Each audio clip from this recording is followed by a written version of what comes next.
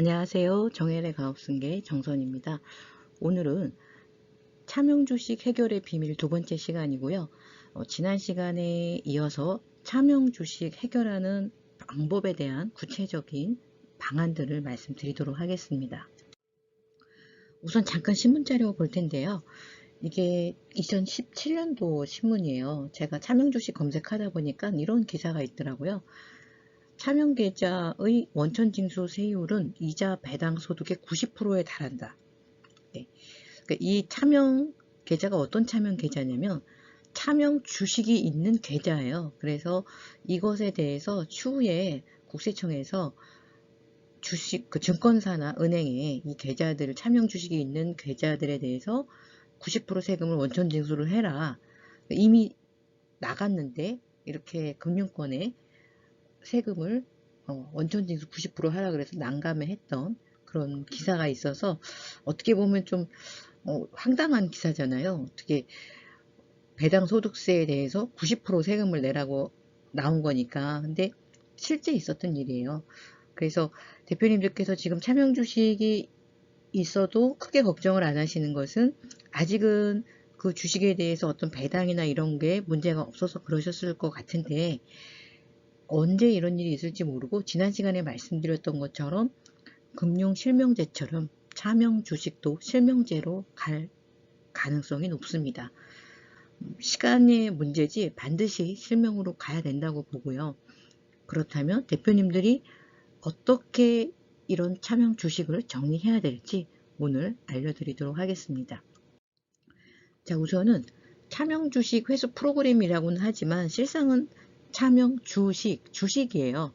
비상장 회사의 주식을 이동하는 거기 때문에 일반 주식 이동과 큰 차이는 없습니다. 자, 그러나 제가 지금 차명 주식이라고 말씀을 드렸는데 이 차명 주식이 명백한 차명 주식인 경우도 있지만 그렇지 않은 경우가 실상 더 많았어요. 저한테 문의하시기는 차명 주식이 있는데 이거를 좀 해결해 달라고 문의를 하셨는데 제가 상담을 진행하고 쭉 보니까 이게 과연 정말 차명 주식이라고 할 수 있을까라는 곳들도 있었습니다. 왜 이런 일이 있냐면 대표님은 아주 옛날에 그냥 명의를 대여한 것 뿐인데 그 당시에 같이 잘해보자고 주식을 줬다고 생각할 수도 있거든요. 특히 회사 안의 임직원들. 이렇게 남의 명의를 10년, 20년간 사용을 하셨다면 사실은 그동안 내가 그거를 주장하지 않고 가지고 오지 않았다고 하면 그 사람이 자기 거라고 주장을 했을 때 이쪽에서 그것을 반박할 만한 확실한 근거가 없다면 사실은 회수가 어려운 경우가 많았습니다. 자, 그래서 차명 주식이 있는 경우에 갖고 오는 여러 가지 방법 중에서 첫 번째 명의신탁 해지, 이것은 명백한 증거가 있고 또 명의를 빌려준 사람 역시 내게 아닙니다라고 정확하게 이야기를 해줄 수 있는 경우에는 명의신탁 해지를 활용하시는 것이 맞습니다. 또 실소유자 확인 제도에 해당이 돼서 일정 요건을 갖춘다고 하면은 실소유자 확인 제도라는 것이 있습니다. 자, 여기까지는 명의신탁이 확실할 때입니다.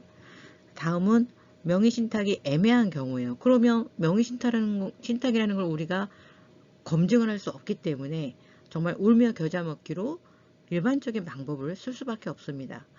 자, 일반적인 방법은 흔하게 그냥 사고 파는 양수도가 있고요. 개인 간에 사오면 대표님이 직접 사오시면 그냥 양수도고 내가 자금이 좀 여유가 없다. 그런데 법인에서는 매입할 돈이 있다라고 한다면 법인에서 사줄 수 있습니다. 꼭 대표님이 직접 사올 필요는 없어요. 법인에서 사주셔도 됩니다. 또 하나는 대표님이 사오려고 하다 보니 나하고 특수관계인이에요. 내 친인척이나 아니면 우리 회사의 임직원, 또 퇴사한 지 3년 미만의 임원이었어요. 이런 경우에는 저가 거래가 어렵다 보니 나하고 특수관계가 없는 사람을 한 달이 거쳐서 하는 이런 경우, 실제 문의하신 건 중에서 이렇게 추천을 받았다고 하신 분도 있었는데 뒤에 말씀드리겠지만 굉장히 위험합니다. 다음은 증여예요. 사고 파는 게 아니라 그냥 그 차명 주주, 그러니까 차명 주주라고 하기도 뭐하지만 어쨌든 내가 옛날에 명의를 빌렸던 그 사람, 지금은 애매모호한 그 주주가 그냥 나한테 증여를 해주는 거예요. 왜? 비상장 회사는 배당도 하지 않고 팔 수도 없는 주식이에요. 실제로 저희가 컨설팅했던 건 중에 그런 건이 있었는데, 이 이사님이 연세가 많으시고 암 진단 받으시고 시한부 판정까지 받으셨는데 당시 한 20억 정도였던 것 같아요, 가격이. 근데 이 주식을 쓸모가 없는 주식이라는 거죠. 왜? 거래와 배당이 안 되니까. 근데 사망을 하시면 이 20억이라는 가치의 주식은 상속자산에 고스란히 합산이 되고 자녀들이 상속세를 내야 돼요. 상속세는 현금으로 내야겠죠. 이 주식은 팔 수가 없죠. 그래서 결국 이 이사님이 이 주식을 법인에 증여를 하셨어요. 증여를 하신 후 10년 이내 사망을 하셨기 때문에 굉장히 복잡했어요. 하지만 인정은 받았고 법인에서 증여받았기 때문에 법인세는 납부를 했습니다. 자, 기회가 있으면 요것은 저희 실제 컨설팅을 직접 했던 저희 프로젝트 매니저님하고 한번 같이 사례로 발표를 하도록 하겠습니다. 자, 이렇게 6가지 방법 이외에도 사실은 훨씬 더 많은 방법이 있어요. 그런데 가장 많이 쓰는 방법이고 유튜브에서 오픈할 수 있을 만한 방법만 말씀을 드리도록 하겠습니다. 자, 주식이동 방법 앞에서 말씀드렸는데 각각의 방법에 따라서 장단점이 있어요. 그리고 체크하셔야 될 부분이 있습니다. 우선 양수도예요. 직접 거래를 한다는 거죠. 돈을 주고 사오는 겁니다. 돈을 주고 사온다고 제가 말씀드렸죠. 따라서 거래 비용이 발생을 합니다. 더군다나 특수관계인인 경우에는 시가나 혹은 시가에 준하는 친인척이 아닌 특수관계인은 70%까지 거래를 하셔야 되고 그 이하로 거래를 하실 수는 있지만 싸게 사와서 이익을 봤으니 이익을 본 너는 증여세를 내. 그래서 증여의제 이슈가 있습니다.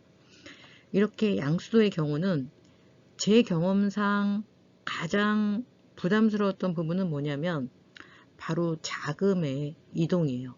대금 수수의 문제. 그래서 대표님이 양수도를 원하시면 정말 주실 돈인지 회수하실 돈인지 제가 여쭤봐요. 회수하신다고 하면은 하지 말라고 말씀을 드립니다. 굉장히 위험하기 때문에 정말 그 금액을 주고 사오실 거라면 괜찮습니다. 실제 사오는 거니까. 자, 다음은 3자 경유인데 이것은 더 위험해요. 왜냐하면 그나마 직접 양수도 한 거는 돈을 정말 주고 사왔잖아요. 근데 그 금액이 너무 크니까 특수관계인을 피해서 한 번 더 다른 사람에게 갔다가 자, 주식이 있으면 이게 한번 다른 사람한테 갔다가 또 갔다가 내가 사오지 않고 내 자녀가 사옵니다. 왜? 내가 사와서 또 증여해야 되잖아요. 언젠가는. 그래서 이렇게 하면 세금이 적겠네. 그래서 이렇게 돌리는 경우가 있어요.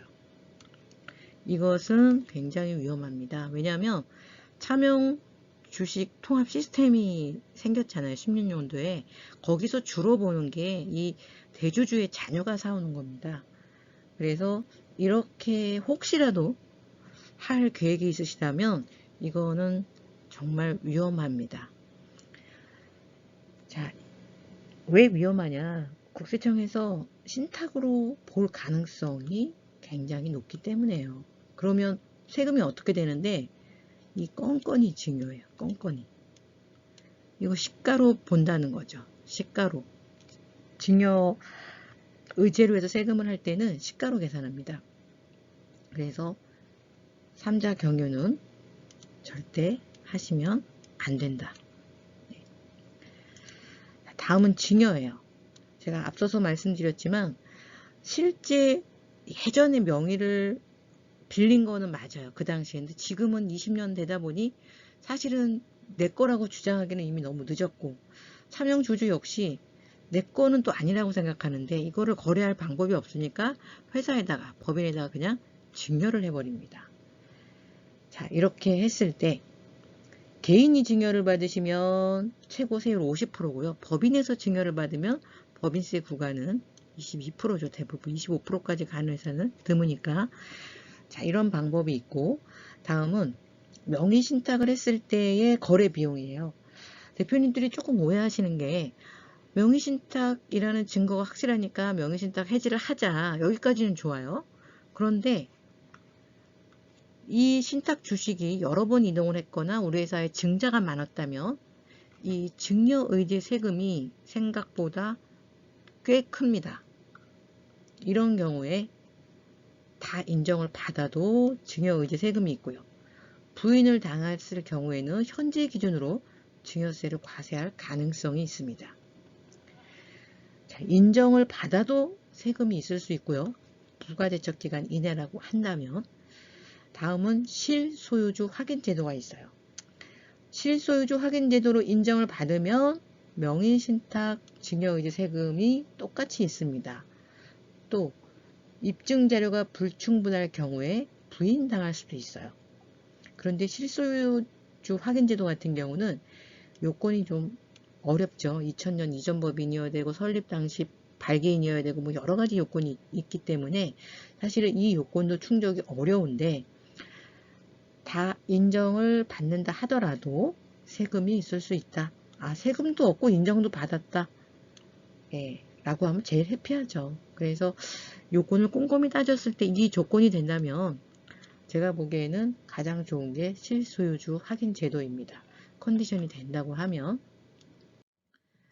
자, 그래서 대표님들이 우리 회사에 차명 주식이 있다라고 하신다면 간단한 문제는 아니에요.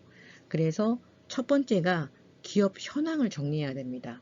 우리 회사의 임원 구성, 회사의 규모, 회사의 미래, 매각을 하실 건지, 가업 승계를 하실 건지, 이런 여러 가지를 따져보셔야 되고요.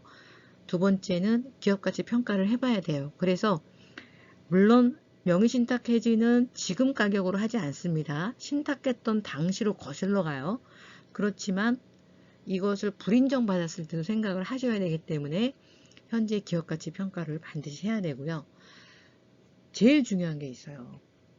우리 회사의 주식 이동 내역을 반드시 파악을 해야 돼요. 설립 당시부터 해서 증자가 있었는지, 증자 시점에 주가가 얼마였는지, 그리고 주식의 양수도 등을 반드시 체크해야 됩니다. 여기서 하나라도 놓치면 생각지도 못했던 세금이 튀어나와요. 그래서 저는 대표님들이 우리 회사에 거래가 없어서 라는 말을 절대 믿지 않습니다. 국세청에서 확인을 해봐야 돼요. 대표님 기억하고 많이 틀려요. 제 경험상. 여지껏 없었다 그래서 없는 경우는 전체에서 한 반 정도? 나머지는 없다고 하셨는데 다 있었어요. 양수도도 있었고, 뭐 증자는 등기부 보면 뭐 금방 아니까. 근데 양수도를 대부분 기억을 못 하세요. 그래서 이 부분은 국세청에서 확인이 가능합니다. 대표님 본인이 하시면 가능하세요. 다음으로 지분 이동 시 세금을 반드시 껌껌이 계산을 해 보셔야 돼요. 네. 오히려 차명 주식이라고 인정을 받았을 때 세금이 더 큰 회사들이 있습니다.